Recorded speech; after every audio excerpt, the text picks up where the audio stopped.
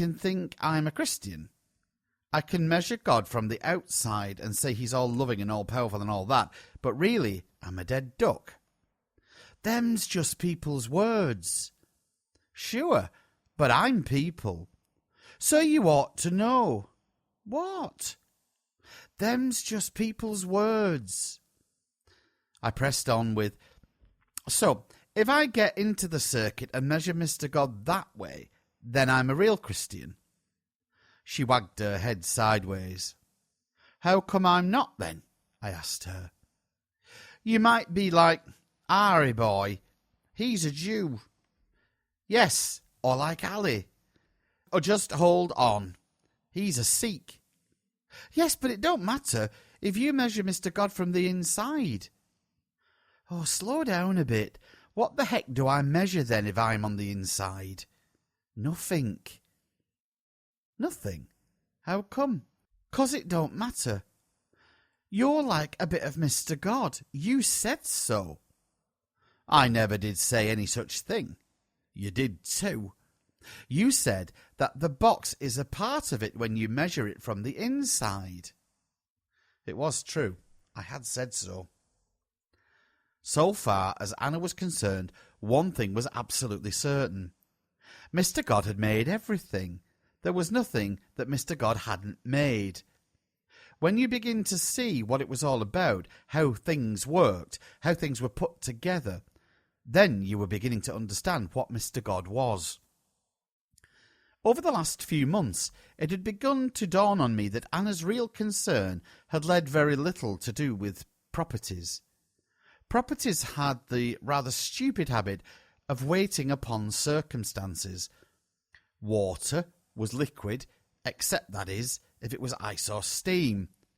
Then the properties were different. The properties of dough were different to the properties of bread. It depended on the circumstances of baking. Not for one moment would Anna have relegated properties to the dustbin. Properties were very useful. But since properties depended on circumstances, the roadway after the pursuit of properties was unending. No proper thing of pursuit. No. The proper thing to pursue was functions. Being outside Mr. God and measuring him gave you properties, seemingly on an ending list. The particular choice of properties that you made produced that particular kind of religion that you subscribed to.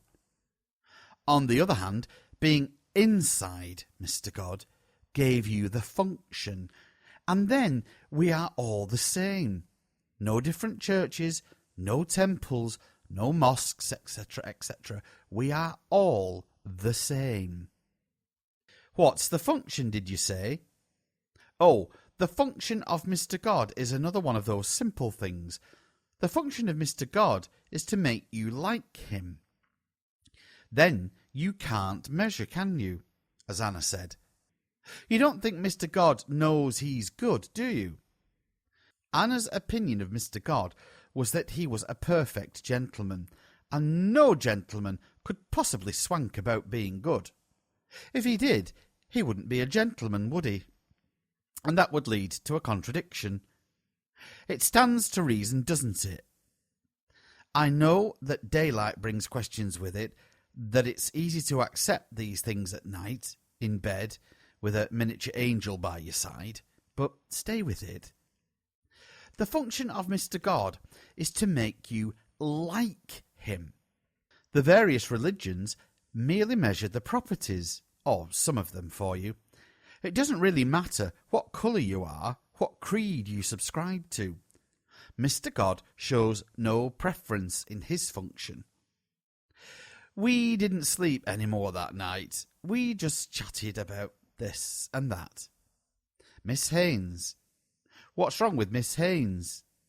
Do lally tap. She's balmy. Can't be. She's a schoolma'am. You can't be a schoolma'am if you do lally. Pooh, she is. What makes you think? She said I can't know everything. Well, I guess she's right. Why? Suppose your noodle's not big enough. Ah, that's the outside. Pardon me, I forgot. I can know everything inside. Ah. How many things are there? Squillions. More than numbers? No, more numbers than things. I know all the numbers, not the names that's outside, just the numbers that's on the inside. Yes, I guess so. How many squiggle waves on that oscilloscope? Squillions. You know how to make squillions? Yes, that's inside. Suppose so. You seen them all? No, that's the outside. Oh, bless the child. I couldn't tell her that she had just framed the question that had for so long bothered me. Why can't I know everything? Because it's obvious that no man can know everything, so why try all the same? We went on chatting. As the time ticked on, things began to happen to me. Certainties and doubts stacked themselves one on top of each other. Questions were formed and discarded. I felt I was right, but I was afraid to let go. I juggled words into sentences, but each sentence made me vulnerable, and that wasn't good. If my guess was right, Anna would have taken the responsibility. The church clock down the road clapped out 6 o'clock. The question was there, and I had to know the answer. How many things don't you tell me about? I tell you everything. That the truth? No, she said quietly, with some hesitation. Why is that? Some of the things I think about is very, very strange. You're not angry, are you? No, I'm not angry a bit. I thought you would be. No. How strange are these things? She stiffened up beside me, dug her fingers into my arms, and defied me to contradict her. Like 2 and 5 equals 4.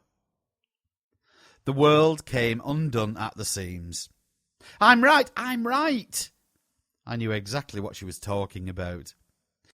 With as much calm as I could muster, I gave away my secret. Or 10? I asked. For a moment or two she didn't move. Finally, she turned her face to me. Very, very quietly, she said, You too? Yeah, I replied. Me too. How did you find yours? Down the cut. The numbers on the barges in the cut. How did you find yourn? In a mirror. In a looking glass. Her startled surprise lasted for about 1 second. A looking glass, like water, yes? I could almost hear the chains falling off me. Did you ever tell anyone? Anna asked. A couple of times. What they say? Not to be silly, not to waste time. Did you ever tell anyone? Once, Miss Haynes. What she say? I was stupid, so I didn't say it any more. We wiggled together, both free, both now unfettered. We shared the same kind of world. We were warmed by the same kind of fire. We both stood on the same spot, on the same road, going the same way. Our relationship was now clear to me. We were fellow searchers, companions, like spirits. To hell with the profits, to hell with the gains. Let's go and have a look. Let's go and find out. We both need the same kind of food. We'd both been told that 5 meant 5 and nothing else. But the figure 5, reflected in water or a mirror, was the figure 2. And this fact of reflection could produce some pretty curious arithmetics. And this is what's fascinated us so much. Perhaps they were not any particular use, but it didn't matter. 5 meant what it usually meant by 5, only by usage and convention. There was nothing at all special about the figure 5. You could allow it to mean anything you liked as long as you stuck to the rules once you'd made them, and you could go on inventing rules forever. Well, almost. So, you see, we were wasting our time, but we didn't see it that way. We saw it as an adventure, something that had to be explored. Anna and I had both seen that maths was more than just working out problems. It was a doorway to magic, mysterious, brain-cracking worlds. Worlds where you had to tread carefully. Worlds where you made up your own rules. Worlds that you had to accept complete responsibility for your actions. But it was exciting and vast beyond understanding. I wagged my finger at her. 5 + 2 is 10. Sometimes it's 2, she replied. Or maybe it's 7. Who the heck cares? There's squillions of other worlds to look at. We gasped to a stop. Titch, I said, get up. I've got something to show you. I grabbed the wing mirrors of the dressing table and we crept into the kitchen. I lit the gas. It was cold and dark, but it didn't matter. Our inner fires were working overtime. I found a large sheet of white cardboard and drew a long, thick black line on it. I hinged the 2 mirrors together and stood them upright like an open book. Between the open mirrors was a thick black line. I peered into the open mirrors and adjusted the angle. Look, I exclaimed, holding my breath. She looked, but didn't speak. I began to close the angle of the mirror very slowly, and I heard her gasp. She looked some more, and then went on looking. And then all hell broke loose. Her boiler burst. I remember well the feeling I'd had when I'd first seen it. I'd got the mirrors flat on the table before it happened. She hit me like an express train, her arms around my neck, nearly strangled me. Her fingers dug holes in my back. She laughed and cried and bit me. We were a million years past the use of words. There wasn't one that fitted, anywhere near fitted that moment. We were both physically exhausted. Mentally and spiritually, we hadn't touched down. We never did.